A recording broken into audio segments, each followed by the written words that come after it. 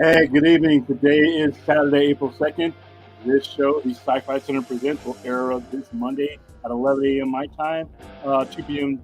Pacific time. So if you're watching this, I'm going to be in the chat, hopefully along with some of our guests and engaging with you guys. And thank you to episode 2 of the Sci-Fi Center Presents. Last week, it was The Dark Knight Returns and the pivotal impact that it has had on not only comic book fandom, but overall geek culture in general. This week is another one that is near and dear to me, Watchmen. Was released in 1985, 1986. It was one of the very first maxi series ever put out. Maxi series, for those of you guys aren't in the culture, is a 10 to 12 issue series that usually lasts one calendar year. As a Cold War kid, this one hits close to home because I was an Air Force brat living on an Air Force base in the mid 80s. So from my point of view, this was very real. So I'm going to bring in our 3 guests, and we're going to see how they viewed it from their point of view.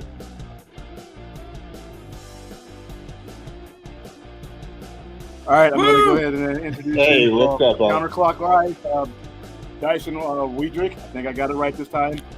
You did. Down there with the appropriate happy face. And Cylon Scotty, who I've been looking forward to having this conversation with. So Me too. We are gonna go ahead and start with your guys' introductions. I will tell you what it means to me, but Dawson, as a guy who wasn't even born when the Cold War was happening, what does Watchmen mean to you? I love how the past 2 times I've been on here, it's always like, we weren't born yet, but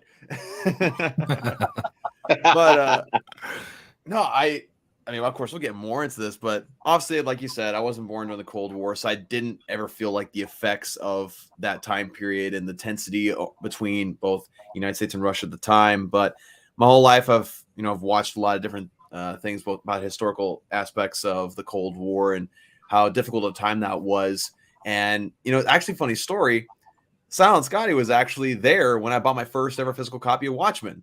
I was going to bring that up, so I'm glad you did. Yeah. So I stole your thunder there, so you're welcome. No. I'm glad you got that one. I'm glad that you remembered that. That was great. Yeah, but it's such an interesting thing with this story, utilizing that time period, and it shows how a story can be based on elements of a specific time, but can also still be relevant years later, right? Because a lot of stories tend to focus on something of the time, and just within a couple years is outdated and isn't relevant anymore. But Watchmen still is, which is fascinating. Fade? Well, being as I did come from the Cold War era, I do remember the tenseness. My dad being in the military, I remember, it could be at a moment's notice and having to worry about, ducking covers and stuff like that. Like the nuclear threat was real. And this storyline, man, like it really brought about that feeling when I first read it. And I actually bought it probably a month after it came out, or a month after the series ended, and read it all at one time at one setting. And it was really eye-opening. It really made me feel like, that time period and everything. Yeah, I bought it. It was 3 episodes in. It was actually one of like the Dark Knight, it was one of my very first purchases in an actual comic book store, because like I said, they weren't carrying Watchmen and things like the Dark Knight Returns on your 7-Eleven shelf, which is where I started my comic book collection. I started it by going in and buying, whatever they had on the rack at 7-Eleven, and that's how I did it. It wasn't until years later that I first came into a comic book store, and, like I said, this is one of the 2 books at that particular time. 1986 was a really big year. Both of our presentations so far come from pretty much that time period.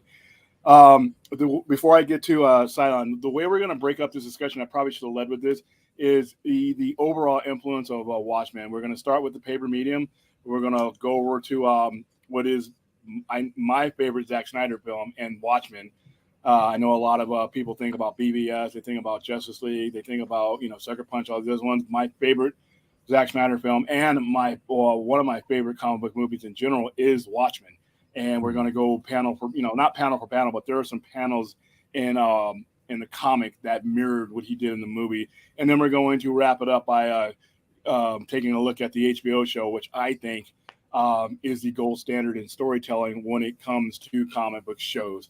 I know a lot of people are saying Peacemaker. Some people are saying some of the WB stuff. But for me, for quality, minute for minute balance. David Lindelof's Watchmen is the best example of comic book storytelling from episode 1 all the way up to episode 9. I wish he would change his mind about doing a second season, because I know there's a disagreement with some people, but I do think that there's more story to tell, and I think you should keep going until you run out of it.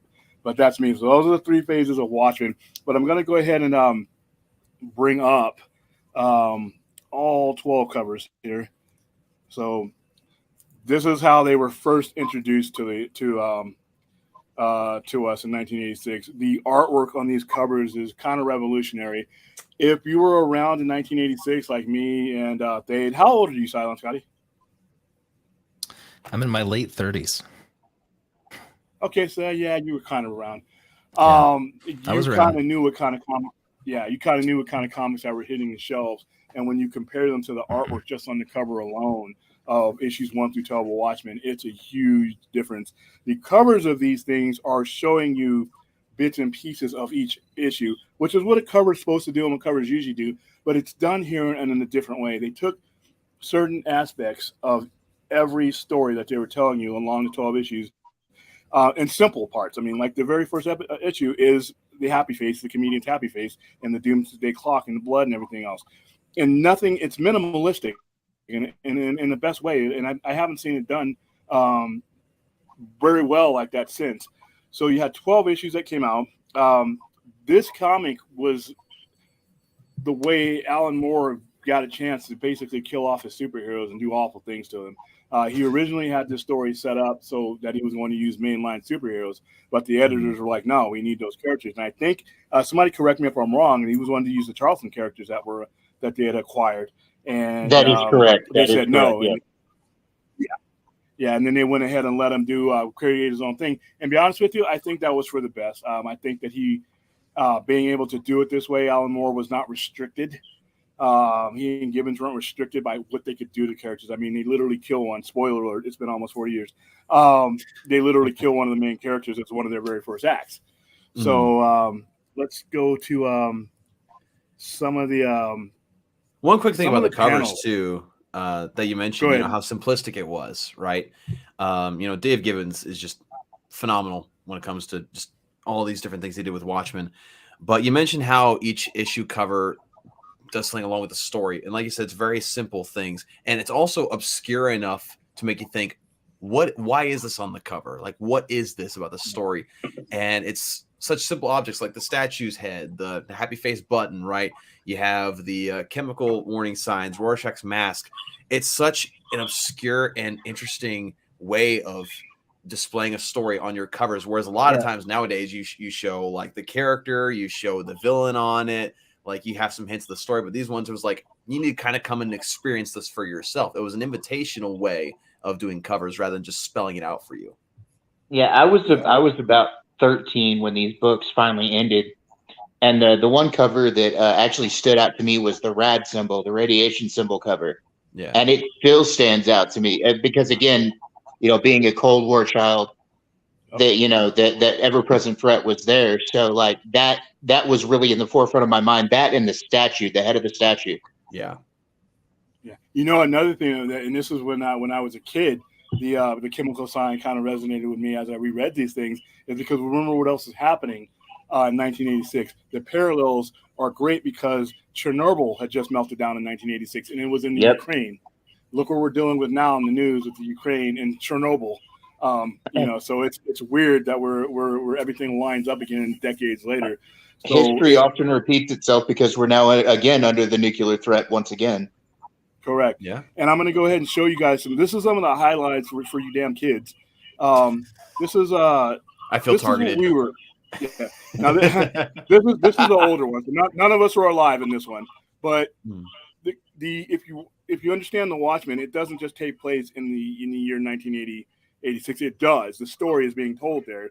But even if you the history of the Watchmen goes all the way back decades even before that, and the genesis of the Cold War right after the World War II, it wasn't just how we were living in the 80s that mirrored it. It was that part leading up to it. I mean, If you watch the opening, and we'll get to this when we get to the actual movie of Watchmen. If you watch the opening of Watchmen, it beautifully gives you a history lesson.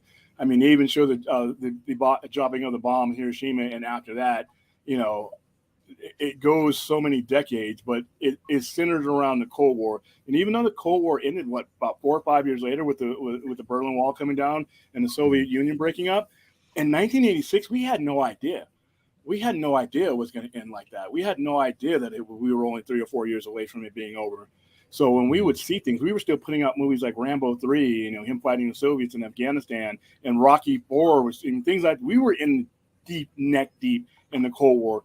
So Stuff like when Red I was Dawn. reading that book, yeah, Red Dawn was, I mean, bad red, you know, anything Russian was bad, you know. So and we lived under that nuclear threat. I grew up on an Air Force base, and every Air Force base or military base for the most part is going to be a strategic target. So we always had to go through drills and things like that. So when I'm reading this, and I was I think 12 when I read this.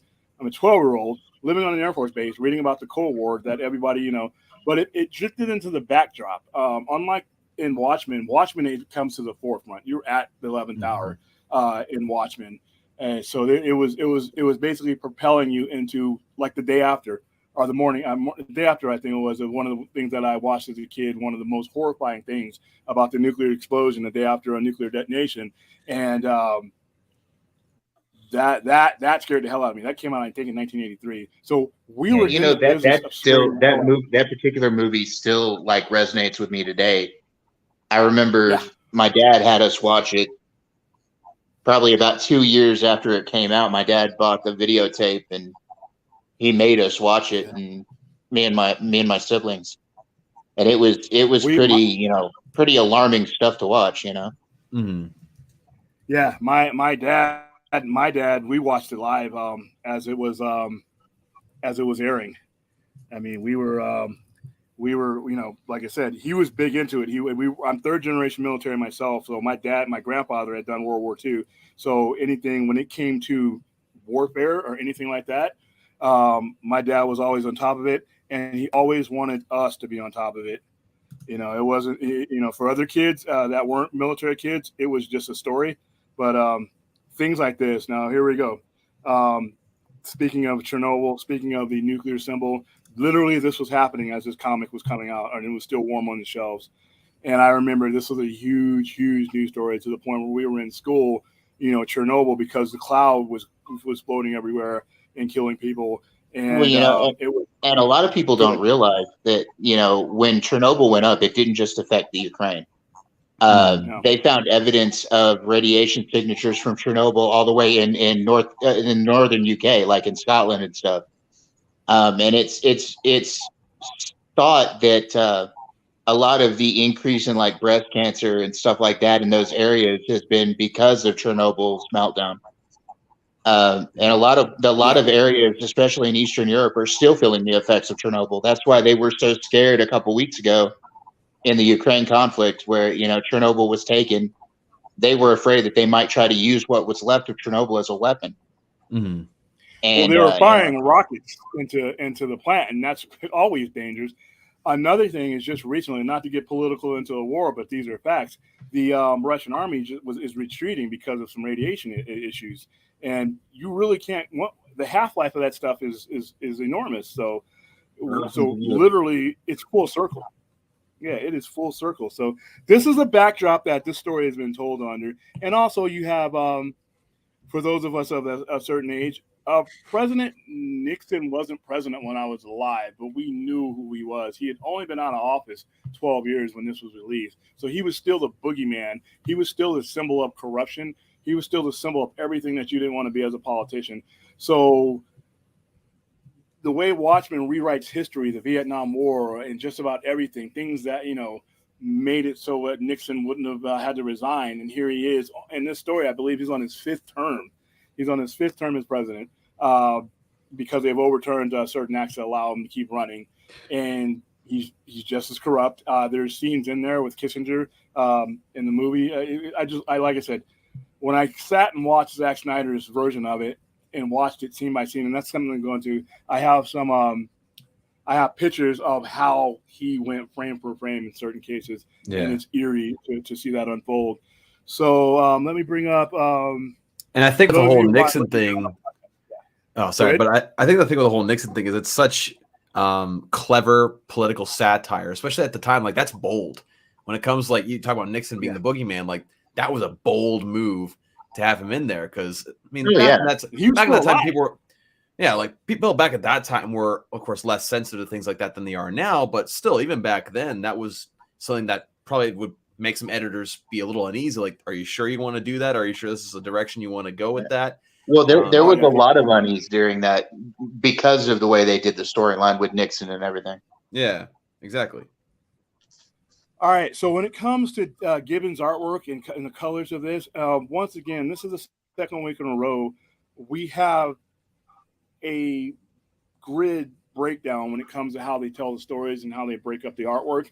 Once again, in 1986, there was spectacular splash page. There was a giant splash page. There was giant frames. There was all kinds of things. Once there was just they were trying to show you as much as possible here, and you'll find it's a theme with Watchmen in general. It's minimalist. Once again, just like the covers, the story's being told here with basically 3 colors, for the most part. Yeah. There's nothing spectacular going on, and that's what any of the frames. It's basic. It's basic and to the point, but yet you get it. You understand what he's but telling you here. in its basicness, though, it was stunning because, normally with comic books at that time, there's a lot of flashy things going on. There's a whole lot of action and everything. But the simplicity in this was unique. Mm-hmm. And it lent a lot to the story for it to be this simplistic in the artwork. And I think it this is stopped me also in my interesting. tracks as a 12-year-old. Oh, sure. But what else is interesting about the artwork here is that I feel like even though it goes very simplistic with the coloring, I feel like it also very much inspires a lot of modern art as far as the inking and pencil work as well. Like I have the noir version of this book where it just has the inking of the story. And it's very fascinating to study because you look at different artists nowadays. Like, for instance, you look at Dr. Manhattan's face there. There's a lot of things that they do with that face that, for instance, very popular artist John Romita Jr. does with his faces. The simple lines that he used to construct the face. And so Dave Gibbons really, I feel like to me, set an example for a lot of artists today that focus more on line work and ink work rather than necessarily colors or anything too flashy, which I feel like gives it a more grounded and just a more interesting look as far as reading it is concerned. I had always thought of that as, the graphic novel itself is somewhat of like a deconstruction of superheroes. And in a way, the art style is somewhat of a deconstruction of the comic style at the time, right? With a more like economy of like lines and things like that. Mm-hmm. I agree. Absolutely agree. A good story most of the time deconstructs and reconstructs its characters in different ways, whether it be with the actual story, whether it be with the medium, how it does it. That's why revolutionary artists oftentimes are kind of hated at their time, but later on people go to appreciate it because they realize, okay, they're actually doing something very interesting here that was different and bold. Yeah, especially during this year, because once again, Frank Miller, Klaus Janson, and Romita, when I was growing up, they weren't as highly revered as they would become. I love these guys as they were coming out, but you had other guys who were flashier. You had the Todd McFarlanes later on that decade. You had the Jim Lees. You had the guys who had exotic styles, and I love all those guys. But I think because of that, a lot of people didn't appreciate that blocky boldness, that gritty alley type of thing, that those guys were doing. And I did. And like I said, as a 12-year-old, I'd been collecting for a few years, and I never saw anything like this before. It was showing me things. With Dark Knight, it was just a different telling of a character that I grew up with. This was introducing me to something that I'd never seen before, heroes and people that I'd never seen. The concept of a superhero was something that it took me a while to come to terms with because of what I had been fed as far as even before comics, what a superhero was. And then I see the comedian who's one of the worst humans in anything, and this guy's job is to be a hero. So it was, at my age, it was like, wow, that was a birth of the anti-hero for me. You know, that was I mean, long before Deadpool, long before any of these guys, it was a comedian. Incidentally, I bought this series at my very first Comic-Con I ever went to. Okay. Wow, that's quite a Comic-Con. No, let me bring up some of the other stuff here. I mean, there's just a lot of different things, and then once again, speaking of anti-heroes, the ultimate one. I mean, the ultimate in all anti-heroes. I guess we're one of the first ones besides a comedian to actually share his to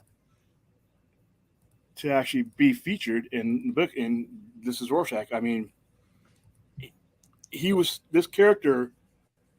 If you look at where we're at today, it was so far ahead of its time. I mean, Can you imagine what he would be now, where he would fit in today's society? And we kind of get a glimpse of that with the Damon Lindelof series. But in 1986, we didn't have that type of extremism. He's an extremist. He's an extremist. There are no gray areas with this guy. Everything is an absolute. There is no asking you to come in. There is no interrogating you the soft way. He beats the hell out of you. And it's graphically depicted in forums, even in his own book. So it's I loved him and hated him at the same time. What did you guys think when you first saw Rorschach? When he first gives his date? Well, it's funny that you bring up Rorschach because as we're talking, I'm literally drawing this picture of Rorschach, and I also have a copy of the Rorschach book by Tom King on my desk. So very fitting. Honestly, he's besides Dr. Manhattan, he's my favorite character of the Watchmen graphic novel. Just like you said, he's such an interesting character to read. I remember when I first read the book, like the physical copy of the book. Like I said, I was with Scotty when I first got it up in Flint, Michigan, with Enosh as well as Anthony and Ryan Zieverfett. And I read it on the plane ride home all the way through. And I remember it reminded me of the first time I read it digitally. First reading Rorschach's inner dialogue and how much of a headache it was just because of how he speaks. And it's so unique. And you have to learn to kind of imagine it the way that he's thinking. And he also, it's interesting how this story shows you that he is an extremist, but at the same time, there's some parts that you can just understand, right? When he's talking about his experiences and why he became the way that he was, you start to sit there and think, okay, I get where this guy's coming from. Do I necessarily condone it? No, but I get it. You know, and that's interesting because a lot of anti-heroes kind of go out of their way to make you dislike them to a certain degree, but this character makes you feel conflicted inside. You think to yourself, this guy is kind of a scumbag, but at the same time, you understand where he's coming from, which puts the reader in a situation. Yeah. He's our dirtbag, even though he probably does some questionable things, but at the same time, like I said, his character in the new series, in the HBO series that we'll talk about later on, it's hilarious how he is dead. He's been dead for decades, but somehow the things he does and the way he acts echoes in every aspect of the HBO series. That's the same thing with this book too. He's dead, but his legacy lives on. How far have you gotten into that yet, Dawson? This book, I am close to halfway through. Okay. See, I bought the first issue of that the day that you bought the Watchmen book, and that was when I started reading that. Right. I now have issues, I think, 8 through 12. No, not 8 through 12. I think 4 through 12. I don't have the first 3, unfortunately, but that's why I got the hardcover. So, it's an excellent series. Everything Black Label right now. Rorschach ends up being, I think, a lot of people's favorite, and for a lot of good reasons. I think that out of all the characters in Watchmen, I think Rorschach is the most like a conventional hero, quote unquote. I think he has a lot of allusions to Batman. A lot of people will sort of compare him to Batman, and I think many of those comparisons are fair. And you're right. He is very, very black and white, very absolutist character, but he does break his own rules if he likes you. He brought it with Al. The question. Another Black Label book I got on the shelf, which is let me go grab this. Because I do believe that Rorschach was heavily based on The Question as well, mixed with a little bit of Batman. Exactly. They look very similar character-wise. Oh yeah. Well, it's a direct comment on it, where like Rorschach, but it's like it's like kind of moving the Batman character into the sort of world that is created here. Whereas, like, instead of being, for instance, a billionaire, he's homeless. Right. There's a couple of things where Yeah, exactly. Right. It's sort of like the sort of opposite of, you know, Batman's upbringing. Well, really, if you or character. if you really like look at the way he's costumed too, there's alliterations to Rorschach's character in a couple of other places in media. For instance, Constantine's look, very similar. Yeah. And also Castiel from Supernatural. Yeah. All very similar looks, and all somewhat similar people, character-wise. Because even Castiel had his moments where you're like, "This guy's a scumbag," but I like him. Like, you know, being an angel and all that. But yeah, that look with the trench coat and the hat. Yeah. And also, you know, Rorschach also represents like something bigger than just his own character. Like the graphic novel itself is meant to be a Rorschach painting. It's meant to be like, you know, how you interpret the story is a comment on you more than anything else.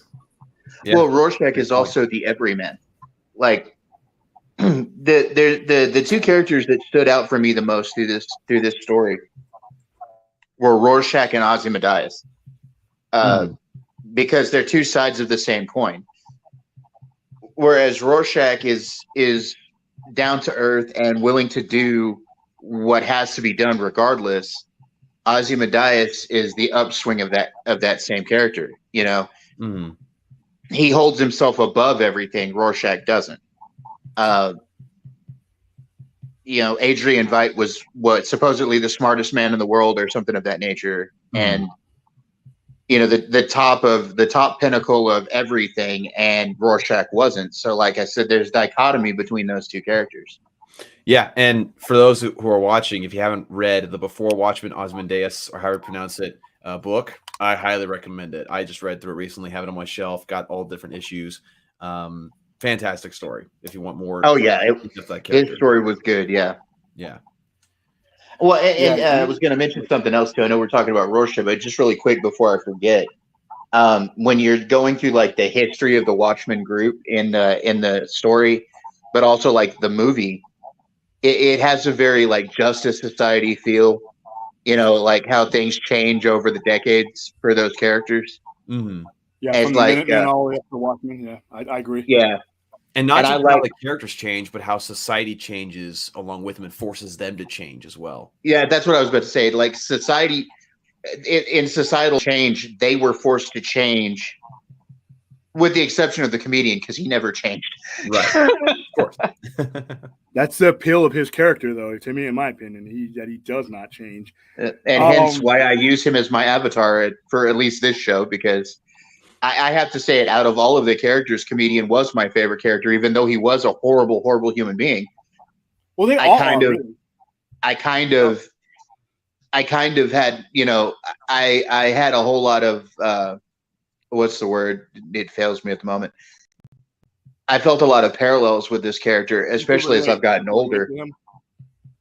You know, I oh God, I forget the word. Anyway, I identify with him. That's it. Yeah. I identify with the comedian. The more as I get older and the way I become like cynical and everything to the world around me, I start identifying more and more with the comedian, which is, I guess, a bad thing. But well, again, it's like the Rorschach. You can interpret it as you will, but like kind of like what Will said, how almost all these characters are pretty much like bad in some way. Like Dr. Manhattan's very much, you know, dismissive of the human condition. You know, you have the younger Silk Spectre who, you know, is unfaithful to Dr. Manhattan. You can interpret that how you will. You have Rorschach who, you know, has his own moral gray area, I guess, sometimes, even though he says he's black and white, you know, he's willing to break his rules sometimes. All these different heroes, they're flawed human beings, which is something that I feel like you don't see a ton in a lot of stories. A lot of writers aren't very willing to go in that direction. They like to paint their heroes as very heroic, very much items or people to look up to. Whereas these heroes, they had their own issues. They had their own struggles. They had their own addictions even. Silk Spectre was addicted to smoking. You know, she had her own weaknesses as well. So these characters were, at the end of the day, even though a lot of them were powered, they were still human and flawed. Also, another thing, and it kind of goes along with what Dawson's saying, another thing that I enjoyed about this is they weren't afraid to kill off the characters. Right. Yeah. Like, there was no, like, because, you know, comic books at the time, you know, they were just starting to get to where they were comfortable with killing off characters, you know, other than like you know, they would never touch the main characters. It was always sort of supporting characters that would die, but it was usually they would die to teach a lesson. Mm-hmm. The deaths in this book taught no lesson. The deaths in this book were there, and they were in your face, and they were real. They were very real. Well, the deaths I wouldn't say are needless. They're there to enforce the story element for the reader, and each one adds a different layer to that. Well, I didn't mean to suggest they were needless. I just they were not like deaths in mainstream comic. Like, sure. Well, that's another thing. They were a plot device. Yes, they were. Yeah. Watchmen were different because the death in Watchmen were a brick in the wall of a story that's been told. When they would kill people in comics during the 80s, it was more of an epic thing that they did. Sometimes to get attention, but sometimes to make a major climax, like in Crisis when they would kill characters, or in Death in the Family. It was always an epic event. In Watchmen, it's not an epic event. It's part of the story. These characters, are like Game of Thrones. These characters only mean as much as they are tools to tell the story. And that was the first time I'd ever been exposed to that type of storytelling. And it may have screwed me up for the rest of my life as far as how I watch things. Well, it also showed I tell you the same time period that came out, the one comic book that screwed me up, and I probably shouldn't have read it at that age that I did, was The Killing Joke. Yeah. The Killing Joke made me very cynical. That, and I was involved in the voting for Jason Todd's death too, and that made me cynical too. So I want to say one more thing about I want to say one more thing about I want to say one more thing about the characters, why it's still fresh, because you're saying, well, like there's the characters aren't perfect and things like that. It really goes beyond that. It goes way beyond just the characters being imperfect or being not what you expect as a superhero. Like the intentions of most of the heroes are also very different than what other superheroes are. You have Spider-Man, who gets bitten by a radioactive spider and then has a death, a tragic loss, or like Batman loses his parents. That tragedy sort of echoes and he becomes a vigilante. The original Watchmen, you see, like Sally Jupiter becomes a hero because she wants it to propel an acting career. Metropolis joins because he's a racist and he wants to solve the Black uprising problem, right? You have Mason Hollis, who joined because he had this sort of he had this hero sort of complex and liked the attention of being a hero. So apart their origin stories, their intentions from the very beginning, it's beyond just being a good or flawed person. It's that their intentions weren't there to be a hero or to save lives either. Dr. Manhattan is just blown up, and comes back, so again, it's not like sort of like a lot of their starts didn't actually start with tragedy. Rorschach's arguably could have been, because it also a lot of them started for selfish reasons, like you were saying, with the exception of Dr. Osterman, Dr. Manhattan, a lot of them, they were for selfish reasons. And like also the book of Ozymandias and the Crimson Courser, the deluxe edition, they also have the story of the character named Dollar Bill, who also became a hero because he was an athlete who had gotten injured and couldn't go pro. And now all of a sudden he has to find out what he needs to do. And he's good looking. So he tries acting and he finds the gig as being the spokes hero for this certain type of bank. Wasn't Hooded Justice. Wasn't there, I can't remember quite clearly, but wasn't there he was a closeted homosexual or something like that, or that was a rumor about him or something like that? Rumor. We're going to get to that. I know why you're going to save Hooded Justice, and that's fine. But it is worth noting that in the graphic novel, he was a fascist, and that was the other sort of aspect of this, is that the Watchmen came together because of Hooded Justice, and that's still true in the series. But in the graphic novel, the dude's not a good guy, in the graphic novel. No. And so that's another sort of taint on the whole aspect of Watchmen, Oh, and by the way, it's Ozymandias. And I'm only going to make a point of correction because it's based off the title of a poem about Ramesses II and ultimate power. And if you haven't read that poem, you should. Listen, buddy. Yeah, I know that poem. That's an awesome poem. You say potpourri, I say potpourri. You get that? Then you'd be wrong.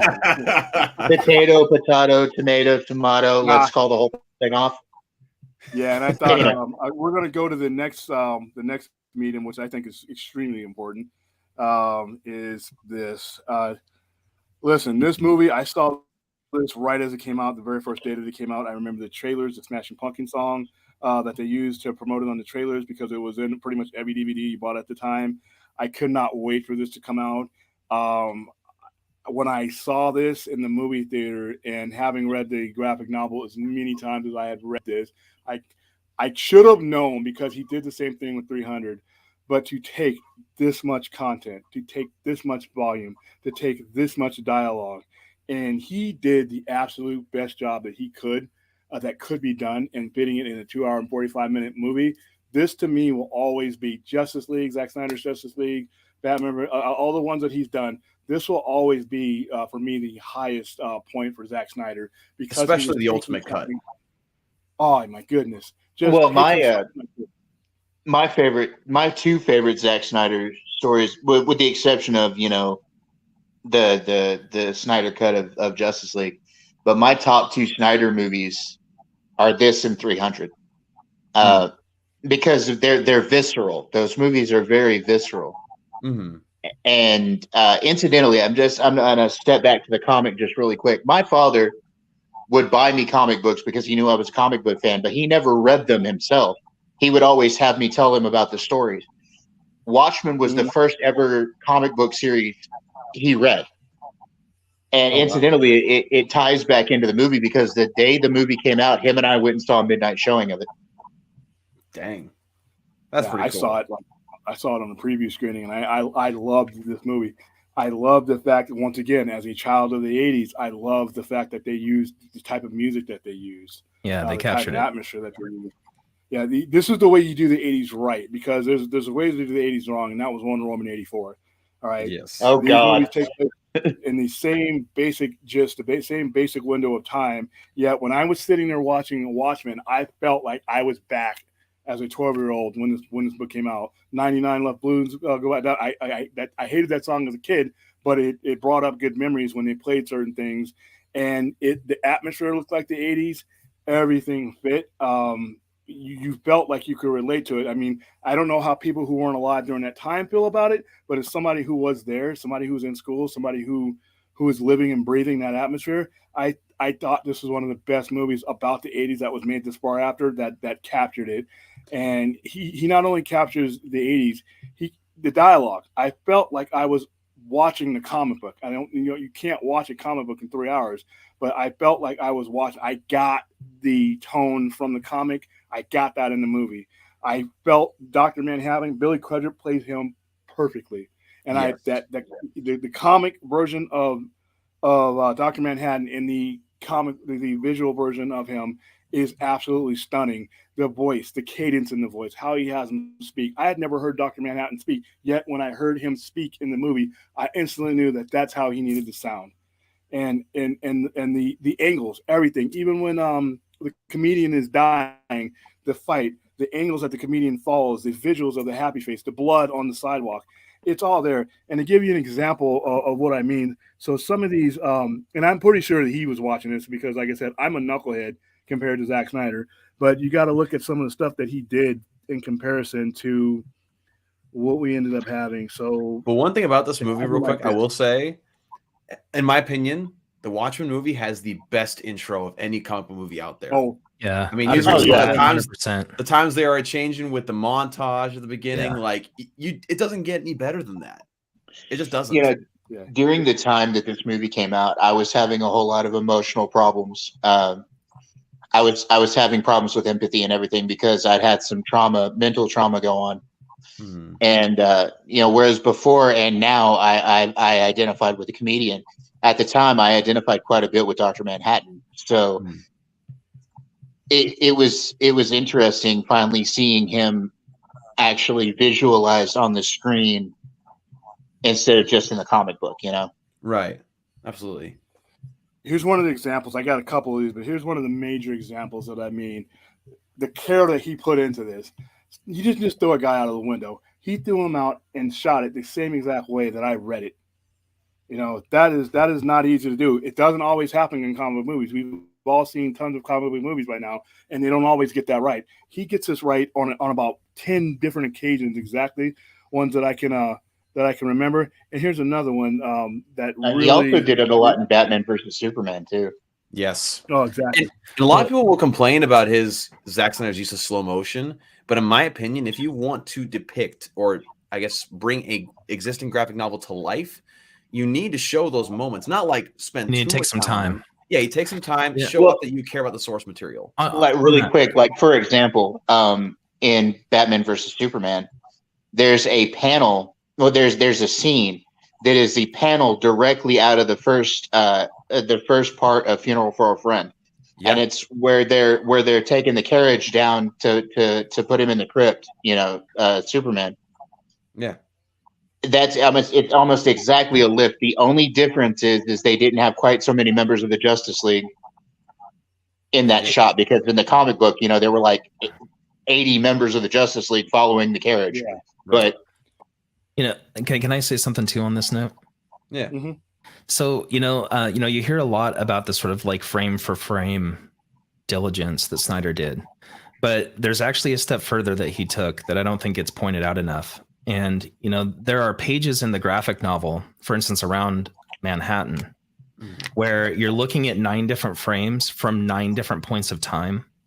And you can see that all at once looking at the page. And you're really meant to take your time on those pages, right? And you kind of read each individual frame, you know what's going on. And then you take the big step out and you're seeing time as close to as Dr. Manhattan sees time as you can, right? Yeah.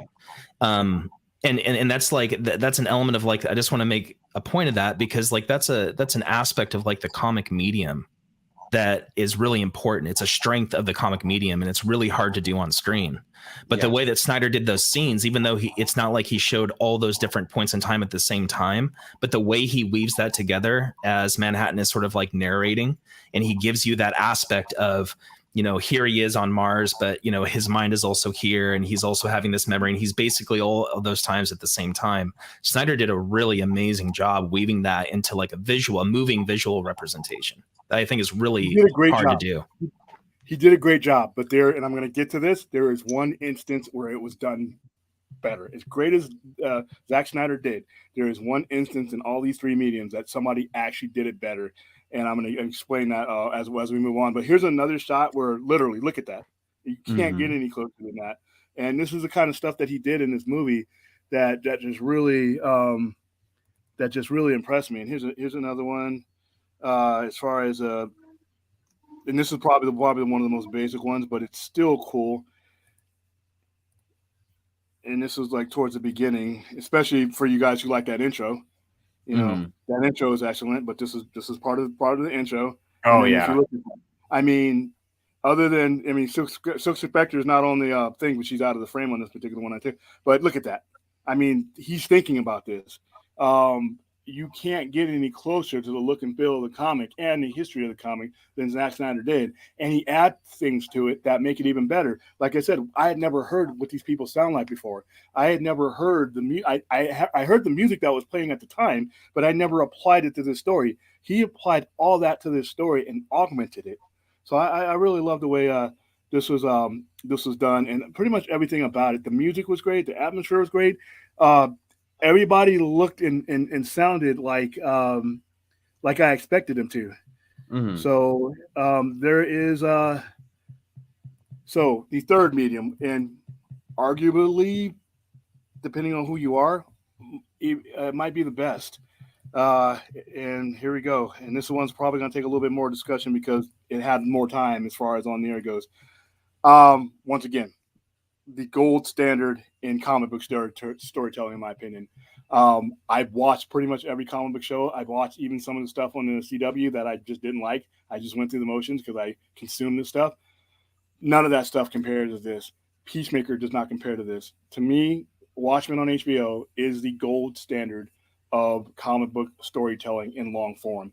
And it is what convinced me that if we get anything, going back to Snyder, if we get anything Snyderverse, anything else from that man, it needs to be in this format.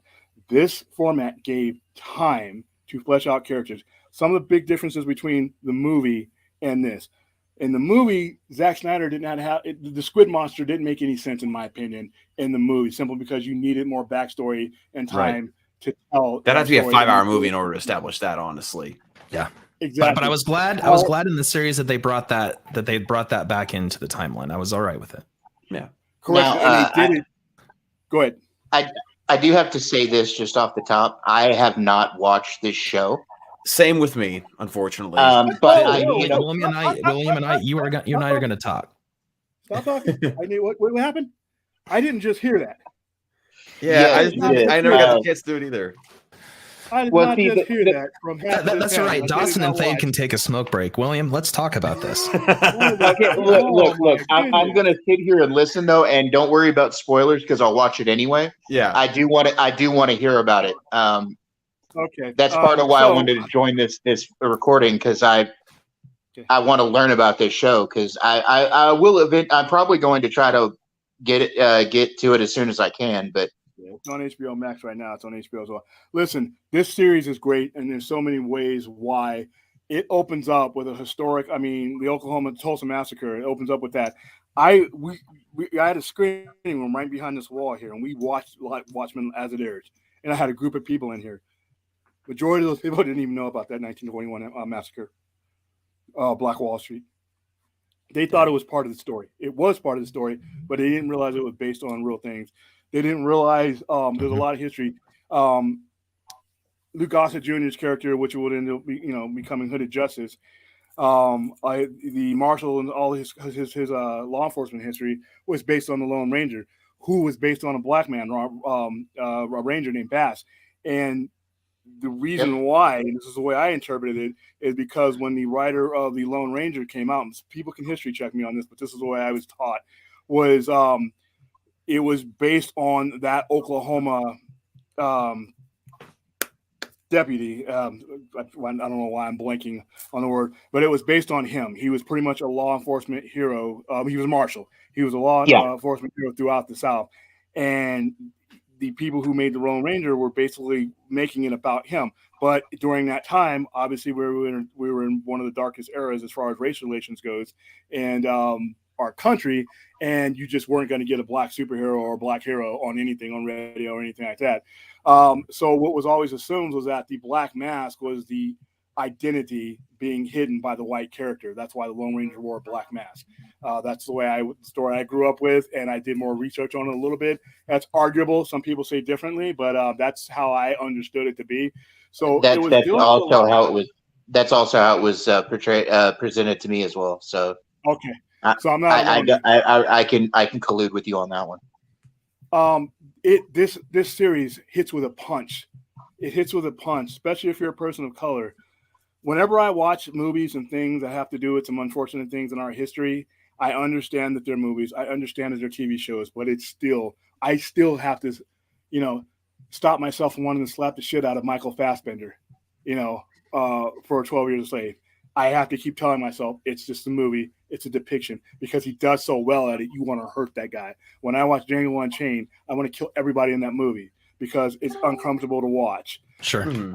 But and this is once again, when you see this massacre happen, how it unfolds, when you see how Hooded Justice is treated all the way throughout, how he has to become Hooded Justice, and he's wearing white underlining under his eyes because a black superhero wasn't going to be accepted in his day and era. How he had to come up as a cop, as a police officer, and how he's been wearing the badge, being treated like garbage, and his whole history and how it resonates throughout this entire movie, or this entire show.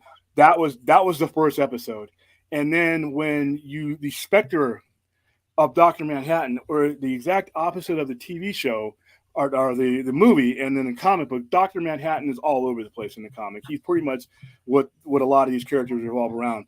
This show does a masterful job in having it be about Dr. Manhattan, but he's not there. He hangs he hasn't been seen for 30 years, and he hangs over this movie as like a specter until you actually see him. And when you see him, like I said, I love Billy Crutcher's performance. I love Zack Snyder's Justice League. I have to say that this would probably be, a tie for how he was portrayed. And because he was portrayed, spoiler alert, guys, he's a black guy. After this point, can you pause and can I catch up with you on this? Because I want to address a few things. I don't think I can pause. I'm going to stop. I don't think I can pause. No, I don't mean that. I'm going that. to go ahead and stop. Go ahead. No. I don't mean like not on stream. I just mean like when you're done with your point, I want to respond. Oh, okay. I was going to say, don't it.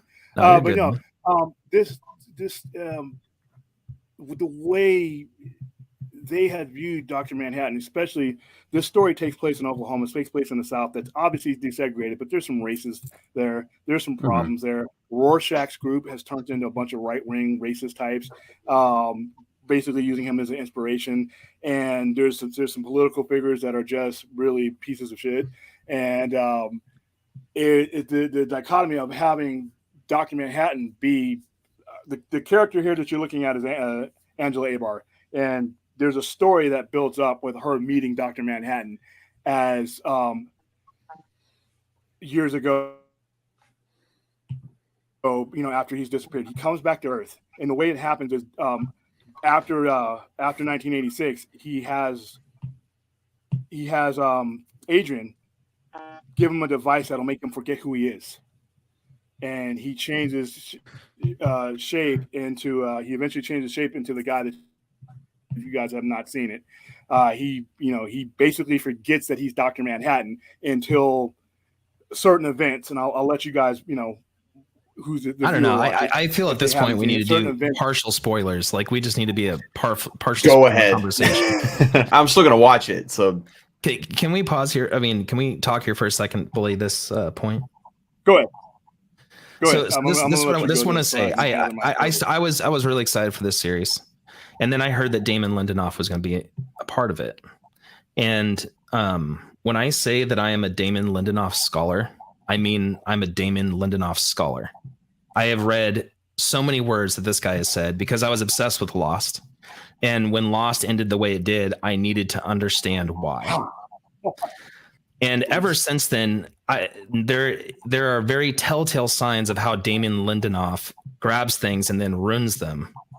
And I can prove that, by the way, in his own words. But this is a series that I thought was really good until about the 4th or 5th episode. And then in pure Damon Lindelof form, he starts dropping everything on the floor. And I want to talk about a couple points, but I want to talk about some positives first. From a production standpoint, I completely agree with you. This is a standard. This is a gold standard as far as production goes and tone goes. I'll agree with you on that. I'll also agree with you that I actually thought I would go further than saying even. I thought that Manhattan in the series was way closer to the comic attitude of Manhattan. I thought that in Snyder's, even though I was okay with it, I thought in Snyder's that Manhattan was a little more snarky, a little more impatient, a little more fed up. Whereas I had read the comic as him being a little more childlike, a little bit more like just like he doesn't understand. Because he's in this whole other realm. I thought that Abdul Mateen's performance in the series was just so spot on to how I had interpreted Manhattan. So I thought that part, because he has that mode. He embraces that almost childlike, sort of mode, and I thought he did a great job. The places where it fell down for me completely is again when I started recognizing the Lindelof aspects of how he does storytelling. And Hooded Justice is one of those things. And this is why I'll tell you that I didn't like this series at all by the end of it. And this is why. The graphic novel's main premise is moral ambiguity, is that nothing is clean cut, nothing is black and white. Good people do bad things and bad people do good things. And in this series, and so like, when you talk about like the sort of conflicts that happen in the graphic novel, the tone, the purpose of Watchmen, it's that nothing, you don't really get the satisfaction of having a real villain, right? Ozymandias is a villain, but you can understand his reasons, right? He has kind of a classic, like, do I let the world destroy or whatever, right? There are very clear things. There is no moral ambiguity in this series. And Hooded Justice, the moment that I realized that Damon Lindelof was indeed in charge of this show was when he goes and he kills the 7th Cavalry to prevent their agenda to brainwash blacks. Remember that, right, William? Yeah. When he goes into there's no moral ambiguity about that. The show has set up that group to be decidedly evil. There's no other side of that. But then when he comes back and he's talking to, and she's all coming at him and saying, like, look at this, you took vengeance, like you became this other thing. It's clear that they were trying to allude to this sort of moral ambiguity that the graphic novel sets up. But the problem is that Damien Lindelof didn't allow for any of that. The 7th Cavalry was very strictly evil. There was no choice that Hooded Justice had but to burn that place down and kill everyone. So for him to get guff from another character saying, like, why did you do this? This is terrible. It's like, no, he had to do it. There's no moral ambiguity there. Yeah. The second thing that tells me that Damon Lindelof does not understand Watchmen whatsoever is when Laurie's driving Angela to that ending place. And I don't want to spoil it too much, right? I don't know how far you want to go, but you'll know what I'm talking about, William. And they're in the car, right? Angela's sitting next to her, and she starts giving her basically her 30-second monologue on masked, quote unquote heroes, right? And she says, look, what was that? I love that part. You're hitting on all the parts I love. But that's okay. This is why I chose these, because because these are the fulcrums that we'll either agree or disagree. Because here's the thing, like, she has this speech about how, like, look, there's all this trauma and stuff. That's what makes a character. Well, that's what makes Damon Lindelof's characters. That's true. Will was born from trauma, right? And and Rorschach, who is, I think, like another prominent sort of influence in the series, right? What could arguably be born from trauma, but literally every other Watchman is not born of trauma. And I don't think you can really say Manhattan suffered trauma, because that was an event, not really trauma, right? Yeah, trauma. Yeah, but I mean, I would give that to you, though. I wouldn't argue that point necessarily. But everyone else, like we discussed before, didn't suffer trauma to become a hero. That was the point of Watchmen.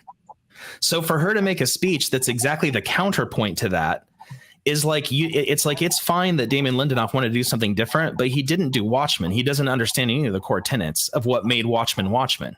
You need moral ambiguity. You need situations where people act in a way that you can understand, but also have another side to them. Mm-hmm. And you need characters that don't have traditional superhero values attached to them. Saying that these heroes are born of trauma is a Marvel, DC standard superhero trope. And to say that that's going to be your part or lawyer, because of the way lawyer delivers that to Angela, it's like, this is something that you need to understand and recognize. And it's like, no, that belongs in a Batman movie. We're in Watchmen. Mm-hmm. Well, hey, thanks for coming on. It was good while it lasted. Nah, I'm just kidding. All right, so I had to hold my hands right here because so much of that, you just hit on everything that I love. And in episodes 4 and 5, episode 5 is the episode that stands out for me amongst all the episodes. Is an episode called Little Fear of Lightning. It's where they tell the origin story of Looking Glass and that trauma. I don't think in this setting, I agree. In 1986, that was the case. That was what you were juxtaposing the deconstruction of non-singular superheroes onto a traditional set.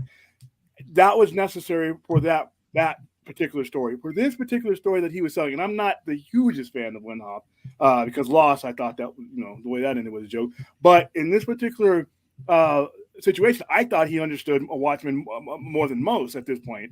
I thought that it's just a different point of view.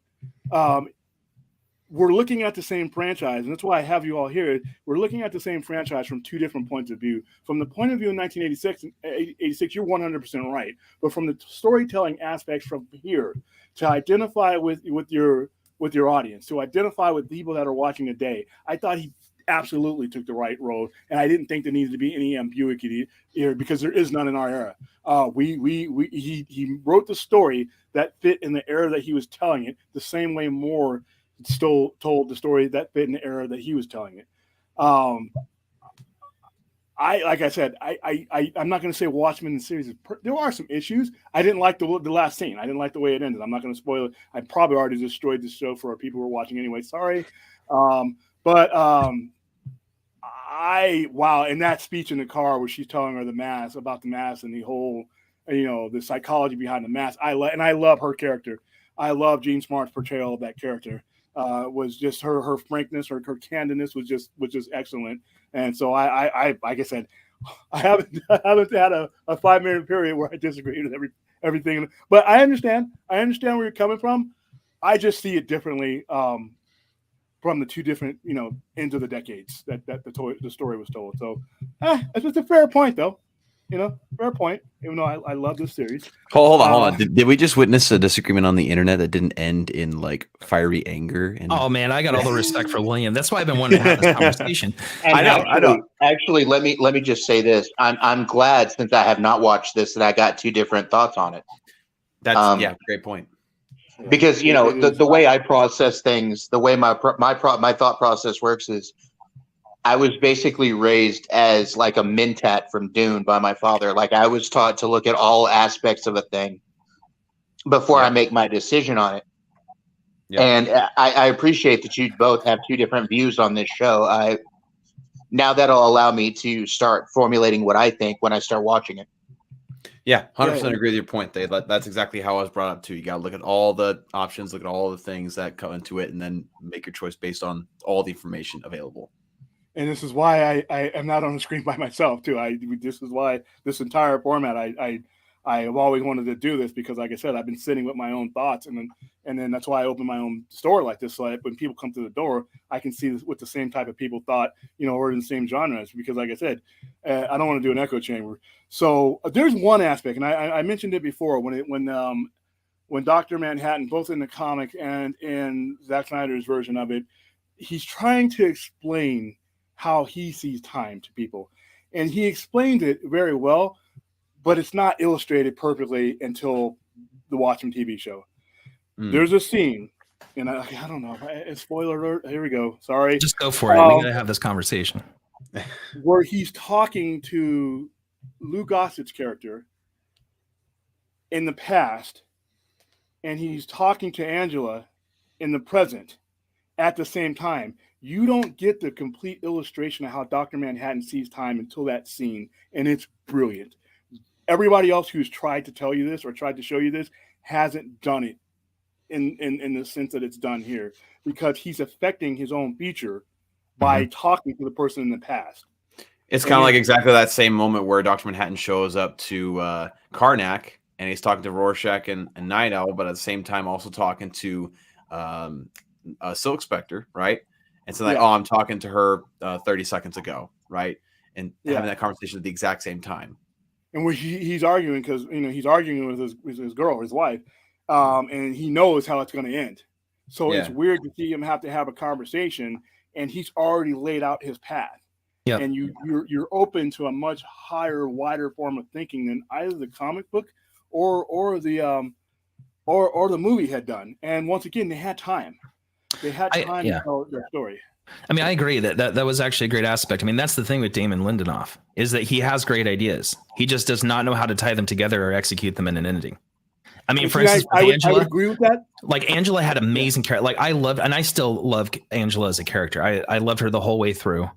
There are some issues here and there, but they're not really worth arguing over. But at the end, like, tell me she wasn't dropped completely from relevance in the last episode. Tell me. And if you want to talk about a lack of ambiguity, that ending of this show is pure ambiguity. And then afterwards, Lindelof says, "Oh no, well, I thought it was clear what you should have thought, and I have my note cards ready." He literally said this. He goes, "And I have my note cards ready to argue that she does stand on the water." And it's like, well, then why didn't you put that in the movie? Then what, because that's what I interpreted for sure. But it's left hand, and that's perfect Damon Lindelof. That is Damon Lindelof giving a middle finger because he's already been paid. He's already on to his next project, and you can just pound sand. I disagree with his steps there. I did not agree with that ending. I thought you led up to this, and remember, he told you it's important for you to see me standing on this water. And that led to that moment. And I thought, why don't you just follow through with the moment? Correct. I'm more upset when I won't get more Watchmen than I am Damon Lindelof. I can live.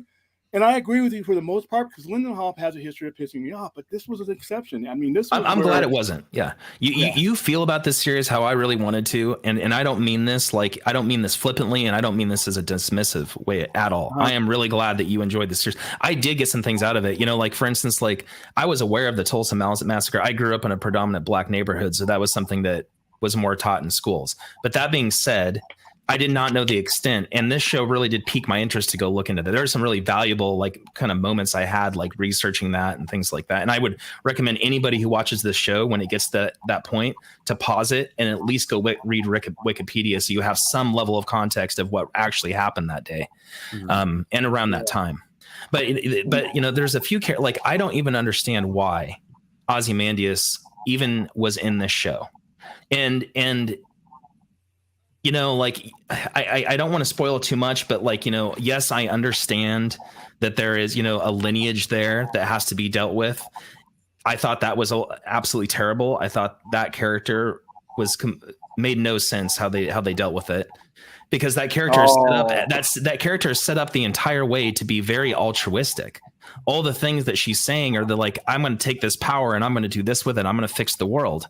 And then literally no sign of anything else but that. Everything is altruistic, every single thing. And there's opportunities for them to set a breadcrumb saying, hey, this lady might not be what she's all about. Right. Like, I never trusted her. I never trusted her from the moment I saw her. Well, but that's inference. That's not what is shown on the screen. What's shown on the screen is that she's whatever. And then you get to the very last moment, and it's like there's literally a 30-second monologue that just tells the viewer, literally talks directly to you, the viewer, and says, hey, you thought this lady was great, but she's actually terrible. So now we're going to continue from this point as if she's been terrible the whole time, which was terrible. Right. I got the sense he was terrible, and I think he did it. Okay, so this is where we're going to diverge again. I thought he did an excellent job just with everything about her, inferring, not just inferring, but implying that she was a bitch from minute one, second one that you see her, and that the more you got on, I didn't trust her, and I think he did a good job in conveying the fact that I shouldn't trust her. I mean, there was nothing about her. How, like, because every scene, you know, she's you know, the clone baby, you know, all these things that she's doing for people. You know, I had a sense that maybe there wasn't something right, but that's not what's shown. That's not at all what's shown at any moment. I felt, and maybe because it's the comic book nerd that rests in the back of my cortex here, is that everything that she did was for an ulterior motive, and I got the sense that every word she said, everything she did, was a quid pro quo without the, you know, without you knowing what she was wanting, but you knew she wanted something. You knew she wasn't benevolent. I got the feeling from the moment I saw her that she was benevolent and that she was a long game character. And I, my entire time, and that I was watching this character, I'm waiting for that other shoe to drop. I got that, but like I said, it's all subjective. So we got two different things from it. But I wanted to smack her from wow, who are you? Oh, did you just say that? I just, you know. Because I knew she was narcissistic, like, you know, like someone else. And on that note, this is what I'd like to say. This kind of encapsulates, I think, exactly what went wrong with this series and why I don't like it. So on the character of Veet, so there's a moment, and this will be a small spoiler. There's a moment where Veet is on trial for the psychic squid. Okay. So this is where the public is going to know that they were lied to and that this was all a plan, and he's on trial, and they're sitting there and they give this long list of things. Hey, Veet, you did this, this, and this. What do you have to say for yourself? Now, this is a moment, the Veet that was set up in the comic. Like, if you're going to bring Veet back, then at least do Veet, because what they did is this would be the moment where Veet would absolutely want the opportunity to tell people, hey, this is why I did this. I had to choose the lesser of two evils kind of conversation. Life is morally ambiguous, right? And you have to make decisions and live with the consequences, right? And William, why don't you tell the audience what his only response is without a single word? What happens? You're going to make me do this? Yes. All right. So, spoiler alert. Veet Ozymandias does what? Give him 5 seconds. I'm going to give you guys 5 seconds to mute your button. He left out a long fart. That is the only response that Veet has to finally being confronted by the public that he has done this thing and he farts. Now, let me tell you what Damon Lindelof said about this, because he had a very specific thing to say. Listen to this. So, in an interview with Hollywood Reporter, Damon Lindelof said this. If you told Alan Moore that Adrian Veidt farted in a prominent way, his head would explode. I can't argue with that logic. In fact, if somebody told me that, if I wasn't making Watchmen, And someone just said to me, spoiler alert, in the 7th episode of Watchmen, Veed is on trial for dropping the squid on Manhattan, and the entire speech of his self-defense is that he farts. I would say that's the stupidest thing I ever heard, and whoever wrote it has clearly no understanding of Watchmen. And yet, here we are. That is Damon Lindelof's own words, recognizing that that's dumb. And he still did it because he's Damon Lindelof. And he gave like no counterpoint to like suggest what he did was the right thing to do. Like he just said like, oh, that's dumb. That's the funny part. Correct. Yeah, no. He says, yeah, if I wasn't making Watchmen and someone said this to me, I would say it's stupid. It's saying if this wasn't me, it'd be dumb. And it's like, I got news for you, Damon Lindelof. Everybody except for you has not made Watchmen. So yes, we all think that's stupid. Man. Ozymandias, William. Yeah. Ozymandias. Now, understand, we're not talking about the Ozymandias that we left both in the movie and that we left in the comic. We're talking about an old dude that's kind of losing it. And the audience that he's talking to, let's be fair, as a little bit of captive audience, even though they are set up to be, at odds. That is the big thing. And here's the thing is I got over it pretty quick, but it's just worth noting that the end of the graphic novel very squarely sets up Manhattan to go to a different galaxy. He is tired. He sees life in our galaxy as not just solar system, but galaxy as like insignificant. He's like, this is kind of boring and I want to see something different. So, but that is completely dropped for this series. He never even leaves the solar system and he's not even on Mars.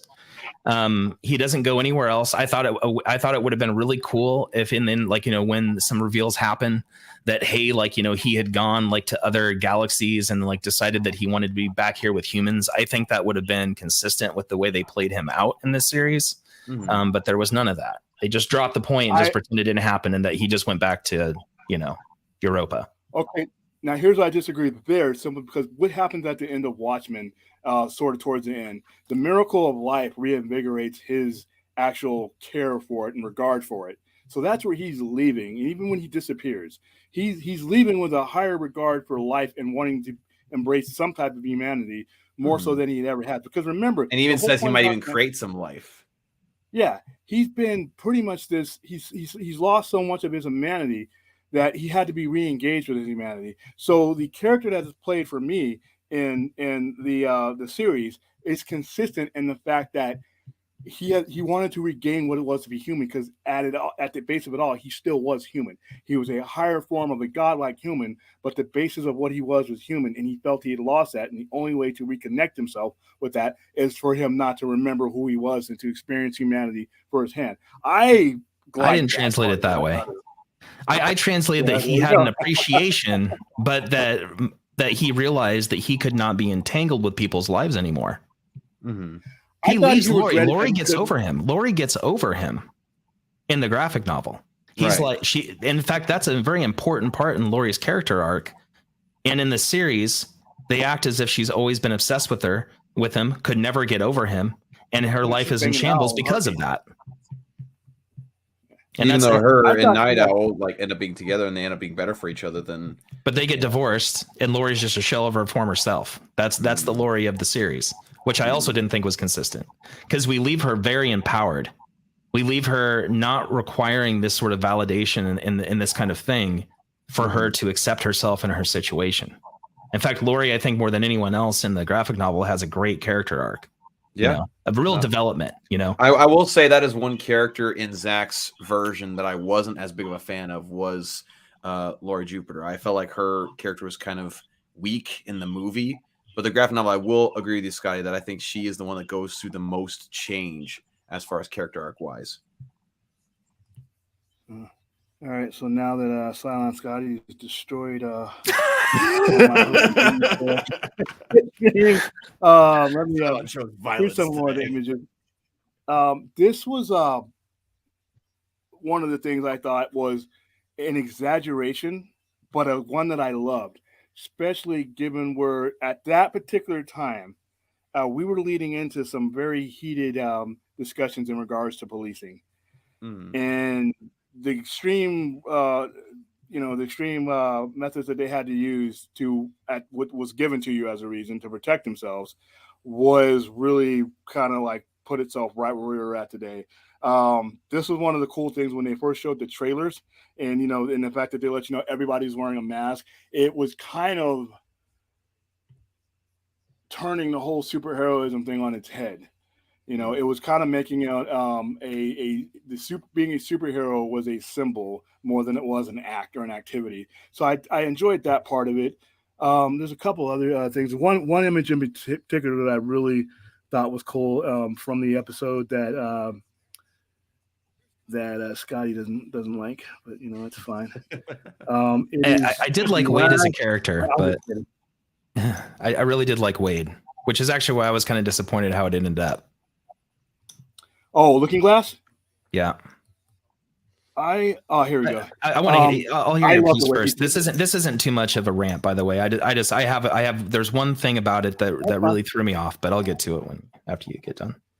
Okay, so this was one of my favorite this came from my favorite episode, but it also it illustrates the advantages of long form storytelling and having 9 episodes to lead up to something like this, as opposed to in the movie, having only 2 hours and 45 minutes, even 3 hours is not enough to lead you to the significance. And when I saw the squid creature in episode 5, A Little Fear of Lightning, and I matched it up with what came from the comic, wow. Yeah, I will say it was really cool to see, because they show it to you. They show the day, in that episode, and that was really cool. Yeah, I have seen that clip, and that is pretty spot on. Like I said, the production value is William, I completely agree that as far as a gold standard from a production standpoint, I 100% agree with you. The show was very well produced, a lot of great visuals, no crappy CGI. It was all good. Yeah, it was. And like I said, I this probably will not be the first time that there's going to be people who disagree with me on the storytelling element. That's what it's there for. And they just won't be welcome back. Yeah, I fell in love with it. I love his character, by the way. I liked his character from the beginning. I really loved his character in that episode, and because it showed you the evolution of paranoia. And I know so many people that are like him. I know so many people that are so paranoid of just about everything, and you see the steps he has to take to keep himself sane, to keep himself whole. And then when he finds out it's all a lie, he has to deal with that. So okay, so let's pause on that moment for a second. He finds out that it's all a lie. He has that moment, and then they never discuss it again. He disappears completely, and he appears 3 episodes later to help Lori. Now, everything that he's in is great, but there was not the moment where he gets to go into his house by himself and completely melt on the floor, because his life has been built on this paranoia that aliens at any moment could come down and psychically explode everyone's head. And then he finds out that that's all a government lie, and that was never a fear. And he spent the whole last, 2 decades of his life in fear. And then we get nothing. He watches the video. It ends. He looks horrified. The end. 3 episodes later, he's helping Lori with nothing in between. And this series was supposed to be 10 episodes, by the way, and they only did 9. And I think that a 10th episode could have helped 2 characters, Wade and Lady True. If they had that 10 episode, they could have fixed Lady True. In my mind, I get that you have ESP and you knew from the beginning that she was whack, but everybody else needed that to be told to them. So, and then also I just wanted a 30-second scene of Wade in his house, that we've seen him sitting there eating beans, just like Rorschach, by the way. Wade Looking Glass, I think, is the closest sort of stand-in for Rorschach that exists, even though he's a different character. Hold on. Remember what was happening? He did go in the house. Remember what was happening to him right as he's getting all this information. Okay, well, so let's talk about that point for a second. So that's the thing, though, is that so Keen is sitting there, and he threatens Wade and says, "I'm going to kill Angela's family unless you do this thing that I'm asking you to do." And Wade is already submitted to that. He's already not going to allow Angela's family to die. But then Keen shows him the video anyway. Why? The leverage isn't the video. The leverage is Angela's family. It was just, and I'm glad that I got the moment to see the day. But it's like that moment, you didn't even need to see the video technically for that story point. The story point is is Clean threatening Looking Glass and Angela's family. but they needed you to see that to make the connection of all of that together. And granted, everything could use more time. I just saw a movie with Morbius that wasn't bad, but could have used a lot more time to flesh out things. You know what? I won't disagree with you. I could have gone with another episode. Could have given me a couple of episodes. And unfortunately, you have the time you have, and sometimes the way the series rolled out, they were the way it rolled out. It was focused on certain characters. Like each character had their particular episode and their momentum, and then they moved on. And I kind of like that. Yeah, there are some gaps that could be made, but at the same time, as it was, I really love this series. And when you speak of, a lot of people speak of the, you guys are talking about the trauma as well as the paranoia that came from the squid attack. I think if people really want to see things that explore that a little bit more, I'd recommend two things. First and foremost, again, I'll bring this up, the Rorschach book. It's about the paranoia of that, very much so, when it comes to the character of the kid and her father, as well as good reading. Yes, and as well as the new Rorschach storyline in Doomsday Clock. Say what you will about the Doomsday Clock story as a whole, but that Rorschach character, when that character's explored, how he experienced that squid dropping day, there you go. That part is phenomenal, exploring the effects of that day on that world as well. Yeah. I'm glad we haven't discussed pre-Watchmen, because that would. Have any of you read those? Because those were terrible. Before Watchmen? Yeah. The Ozymandias one's actually really good. I love that one. I mean, I guess that's fair. That one's all right. Crimson Corsairs. The reason why I didn't put that. Yeah. The reason why I didn't Black Freighter wannabe. Let's talk about Black Freighter real quick. Sorry. One second. I'll go back real quick, because that, like, when I read this graphic novel as a kid, I thought that was so cool, because in a lot of shows and a lot of graphic novels, they will rely on a fable or a tale that everybody's familiar with, right? And they'll sort of instruct the audience, hey, that fable everybody knows, the tortoise and the hare, that's what applies here, right? And they'll say that in some way. They'll like come up and be like, have you ever heard the tale of the tortoise and the hare, right? But in this, Moore gives you his own fable. He writes his own fable, as almost an appendix to the graphic novel, right? And it's a framework totally to the story, exactly. 100%. He gives you the fable and then refers to it and gives it a context. And I thought that was a brilliant part of it. And honestly, I would just love to have a separate Black Freighter comic altogether. I would just love to have that individually. But the fact that, like you said, it ties so well into the story and illustrates the story is talking about this person trying to do a good thing, but ends up committing an atrocity at the end. It's just so fitting for this story. It's Veet, remember he has a dream of the Black Freighter right before the end. Yeah. Perfect for season 2 of Watchmen HBO. No, I'm just kidding. That's another reason. That's another reason why I love the Ultimate Cut of Watchmen from Zack Snyder's, because they include the Black Freighter into the movie, integrated into the movie, and the fact that the Black Freighter character is voiced by Gerard Butler. I mean, come on, you can't do any better than that, right? There's a circle of people that he works with. And I guess I enjoy every aspect of Watchmen. There hasn't been anything bad to put out. I mean, we have the new like Dawson has pointed out, he has a hardcover. I actually have the issues here. This is a DC Black Label book. Read all DC Black Label that you can get your hands on, but there are certain titles that rise above the rest. This I still need to get the Watchmen style Rorschach covers. I think those are beautiful. Those are really cool. Yeah, those variants. Yeah, I actually had some of those around. And then Doomsday Clock. Listen, I wasn't happy with the way it ended. And certain aspects of what they were trying to do, I kind of figured out what they were trying to do. And as much as I am a person who hates retconning, I hate reboots, and I hate all kinds of nonsense of that nature. And I felt that he was using this to go in that direction, and I'm glad that got put to a stop. But the story itself isn't bad at all. And then other recommended reading is last but not least, and there's a reason why I'm not bringing up the individual issues. I have the individual issues here, and I showed you the covers of those for everybody who's watching.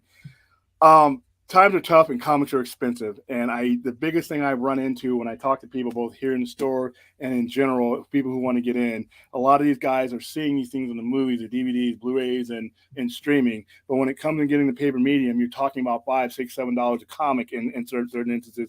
And when you're talking about older bookshelf format stuff, you're talking about even more. I do not want that to be the Watchmen ones are expensive specifically. Yeah, exactly. I never want price. And this is coming from a salesperson. I never want price to be what stops you from jumping into a story. And my motto here is I always don't sell people a comic. Don't sell a kid a comic. Sell them a story. The story will keep them engaged in a whole bunch of things. And in a sense, you're selling 20 to 30 comics. Get them engaged in that story. The comics are expensive, but this is a 20 some odd dollar book, and it gives you everything. It gives you all the covers. Start with this first, and as you grow up, as you get better jobs, as or you get a job if you're a kid, like you're not losing allowance money, or things get better, or comics get a little bit more cheaper, then dive into the collectorship of it. But as far as the story driven aspect of it, I would recommend just getting these trade paperbacks. Not even a hardcover necessarily. This one right here, you can buy at any bookstore. I have several versions of it on our shelf here. This gets you going and exploring in the right direction. And you can take it. Same thing with The Dark Knight. I made it a point to have just the trade paperback of The Dark Knight. Somewhat because if you try to go back and get those, it's really going to cost you a lot of money. And a lot of times price can stunt your momentum. And if we don't want everybody going on to digital comics and just doing it that way, we still want to keep the paper medium alive because that's how you meet people. Then this is the way to do it. That's why I do this particular show, is to get people engaged in the story. There's varying different opinions, 4 different varying opinions on this aspect. Obviously, me and Scotty watched the same thing, and we came out with 2 different things. That is what the conversation that I hope and wish for everybody who watches the Sci-Fi Center Presents. This isn't the conversation. It's just the beginning of the conversation. When you click off of this screen and go into your atmospheres to read these things, I'm hoping you find 3 other people that can have the same depth of conversation as we're having here, and then that expands. So that's the whole purpose of this show. I want to thank everybody for making the time on what is a Saturday night, but will be a Monday afternoon for you guys. I hope you guys got all the Watchmen off your chest. Even if Scotty was wrong about everything. But yeah, this was great. Thanks for having me. No problem. I'm not quite sure what the next one is going to be. I know we've done 2 DC things in a row, so I might jump into some Marvel comics. There are some heavy Marvel things we can dive into. It's just that I started out with the 2 most influential things to me at the William, if we're going to do, I hate to interrupt, but if we're going to do Marvel, I would like to actually do a deep dive on like Age of Apocalypse. Yes. Now, you guys ever read Alien comics? Did you ever read the Alien Dark Horse comics? Yeah. Yes, I did. I have the Alien versus Predator Dark Horse comics, but not the Alien ones. Check this out. The Dark Horse dumpster was in the backyard of my neighborhood growing up. Dude, I dumpster dived for all my Dark Horse comics. Wow, dude! And then my mom found them and burnt them because she saw nudity in an AVP comic. My favorite Alien series from Dark Horse was Earth War. I loved Earth War. Who did the cover for that? Wasn't that Sam Keith did the covers for those? Yes. Yeah. William. I have the Superman versus Terminator Dark Horse comics. I have the Alien versus Predator ones. Yeah. If you'll ever talk about that, like, have you guys read the Superman Alien storyline? Yeah. Yeah, I didn't like it. When the alien busts out of his chest and he goes out to the sun. Here's a hot take. I am not a Superman fan. I could care less about Superman. Now I have a problem with Cylon. No. You know what? It's been a good night. Scotty did everything he could. Man, I feel like we're bullying us a little bit. The goodwill. I gave him 2 chances and he went something. But no, Age of Apocalypse is that's a good one. For me, that's a different one because all these other ones were ones that came about when I was starting collecting. Age of Apocalypse came out the year I opened up my store for the first time. The very first version of I was actually working. I was working for a comic book store when Age of Apocalypse came out too. Yeah, that was groundbreaking what they did there. They literally, for those of you who are not aware of Age of Apocalypse, I can't assume everybody is. What they did is they stopped the regular continuity of all the X books and they inserted different books like the X-Men, Amazing. I forgot all of them, but there were a lot. And it was astonishing X-Men, uncanny, amazing. It was astonishing, amazing. X-Force. You had Gambit in the Externals. Mm-hmm. Yeah, and X-Force. But it wasn't X-Force. It was. I thought it was X-Force. Was it X Factor? You had X-Men. Factor X. You had X-Men. You had Generation Next. Yeah, and Factor X, and then you had X-Man. X-Man actually was created in that timeline, and he carried over. And Factor X, yeah. Factor X was what X Factor became. Correct. Can't remember what the X-Force book was. Hold on just a second. Oh no, you're right. It was Factor X. Yeah, it was Factor X. Excalibur was one of them. That's a good one, and it was spelled Excalibur. They took the E out, I think. Yeah, exactly. Right. Yeah. Magneto was your hero. Apocalypse was obviously the enemy. They weren't doing. Now that we've done all these retcons and goofiness with Flashpoint and all that, this was a story that was done 20 years, some odd years before that, and it was actually new and it was groundbreaking, unlike Flashpoint. So that was a turning point. So yeah, that's definitely in the conversation. That might be next. I always saw Marvel as like X-Men on one side and then the dude with the American symbol on his shield on the other side. And that's how I grew up. I only cared about X-Men comics. Yeah, and for our age group, the Generation Xers, yep. the X-Men, and especially Chris Claremont's run, that's another yeah. show. Story about that, guys. Story about that, guys. When I started working for this comic book store that was just down the street from my house, I started working for them when I was about 15. It was when I came back to the States from the UK. They hired me to order comics for them because their store was failing. And they hired me to start ordering their comics for them because I knew what my friends were reading. Mm-hmm. And, being as I was 15, they paid me in merchandise. Wow. But as I started getting older, I was the guy who they sent to go to the comic book conventions and stuff and represent us at the conventions. And I actually got to meet Claremont, which was an amazing day for me because he was the hero of mine in the comic book industry. Same here. I met him and Sylvester on the same day at the same Comic-Con. I met John Byrne at that Comic-Con as well. I met Frank Miller and Klaus Janson sitting at the same booth. That was Comic-Con for me. I freaking hate you all. My other favorite memory from comic out of thousands of memories from Comic-Con was I actually got to meet Todd McFarlane, but it wasn't on a panel or anything. I was at this one convention where there were two different buildings and there was this walkway you had to go through. And one side of the convention in one building was the vendor side, and the other side was where all the events were going on. And I was running back and forth down that hallway, back and forth to different panels and stuff. And I was just exhausted one day, and I'm leaning up against the wall, and I hear this from behind me. I hear, "You okay, kid?" And I turned around, and it's Todd McFarlane standing in the hallway with me. That's pretty cool. And I'm sitting there going, "Oh, I was speechless," and he thought I was, in trouble or something. But like, dang, gosh, dang, that'd be so freaking cool. I've still yet to go to like a Comic-Con or convention just because I've never had the chance. Yeah, back in those days, Comic-Cons were actually full of comic books. Comic-Con moment. Here's mine. Oh, nice. Probably the most important one that I've been to a ton of conventions. And I showed up to this one just to meet him. Yeah, this is my grown-ass man moment. We got to talk to him on a question and answer panel, but I never actually got to like shake his hand or anything. I would have loved to. Am I just gonna start hating all of you guys by the end of the night? Is that what's gonna happen here? Oh, why we're showing and telling? I gotta show mine. To get to that. But I looked a little different here. I'll tell you. Convention because he was 94. You can laugh, but I had lost my hair because of cancer treatment. Don't laugh because this is serious. So I might slap you if you make a bald joke about me here. Okay. Okay. But yeah, this was my moment. We're Enoch free. Oh dang. Oh wow. Oh wow. That man is the sweetest man alive. I'll tell you that. Sweet man. Ooh. That was like the time I'd been like starstruck. Yeah. Well, McFarlane, when I met him, he was arrogant, but he got me into the panel that I missed the ticket for. Oh, cool.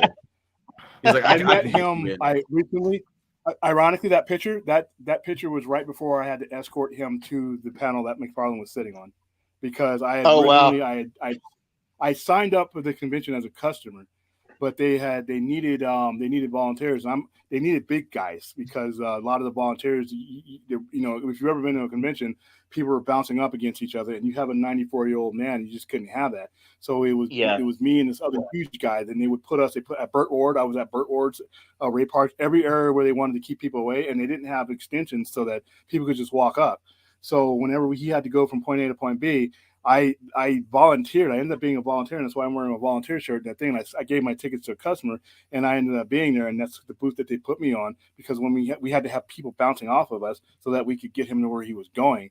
And I had met Todd McFarlane back in 1989, right when he had just finished his run on Amazing Spider-Man, and it was weird because I met him. It was 1989, and then like almost 20 years later, I'm meeting him again at another convention, and then Stan Lee, like I said. I just happened to be there when Stan Lee, I was going to get my autograph and everything else. And I was the last person to get a picture of him.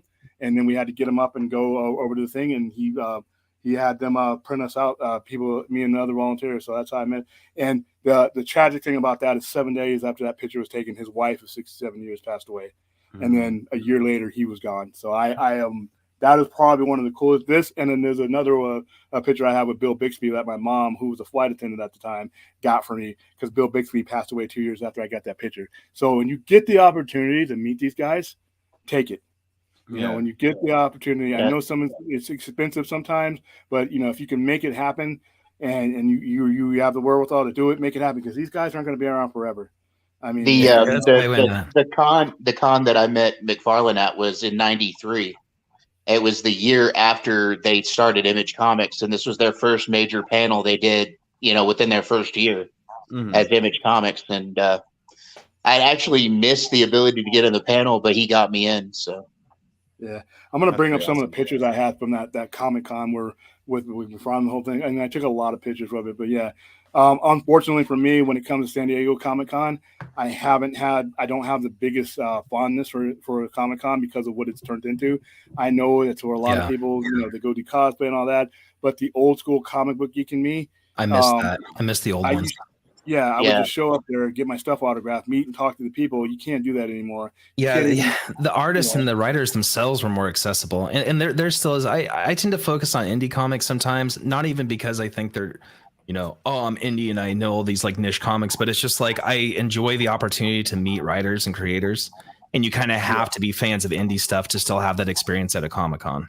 I got to meet James O'Barr. That was a fun time too. Met him too for the Crow. I got an autograph Crow here somewhere. Hey guys, final thoughts on Watchmen before we head out? It's been a great conversation, and I respect all of your opinions, even yours, William. We're at the end of the movie again. No, I'm just kidding. Dawson, now that you've gone full Avatar. No, what you said? Final thoughts on the Watchmen, right? Yeah. Well, I mean, it's the best-selling graphic novel of all time for a reason, and that's because it's a phenomenal story that stands the test of time. Even though it's directed towards a specific time period, it'll resonate for years and years to come. It's spawned characters that have been beloved ever since then, even though he had to work with new characters due to restrictions and stuff. Again, like you said, it was for the better, and I'm just glad that it's a thing, because we can have conversations like this where it's a form of medium and a form of a story that really makes you ask questions about yourself, about society, and that's what great storytelling does. Fade? For me, it was a phenomenal story. Still resonates today. Probably will still resonate 20 years from now. The characters are real. The characters are, I mean, even the fantastical, is so realistic. Dr. Manhattan is an amazing character, but there's a harsh realism to him in general. And I think it kind of humanized comics for a lot of people. So that's why it was a phenomenon. And Alan Moore's a genius. I have to say it, he's a phenomenal storyteller. And I think this is like a tentpole sort of book. So it's always going to resonate with me. I know that. And for me, and I'll give a final thought on this. one of the probably top 5 most important stories, graphic novel or otherwise, that was ever told. When we're still talking about it decades later, and we're still presenting product, as in Rorschach, as in Doomsday Clock and the Watchmen TV series, when we're still producing content like this, you have something that is going to carry on through one generation or another. This story is literally cross generations. I'm literally talking with somebody like Dawson, who wasn't alive, and then another person who was not that much older. I mean, at 37 years old now, that would have made him very young.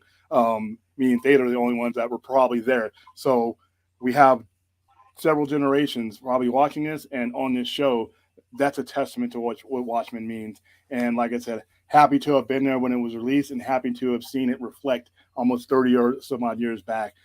Thank you guys for being here. Thank you, everybody who will watch this show. We will be, I know I will be in the chat when this airs. And you guys can all tear up Silent Scotty over his crazy ass spit. No, I will say that, but before I want to see Watchmen series 2, because Damien Lindelof said he doesn't want anything to do with it. So I think we should definitely go for a season 2. That's exactly what he said, but okay, we'll leave it at that. All right, guys, thanks for being here, and we will see probably all of you next week. Once I do Age of Apocalypse, maybe. Stay tuned.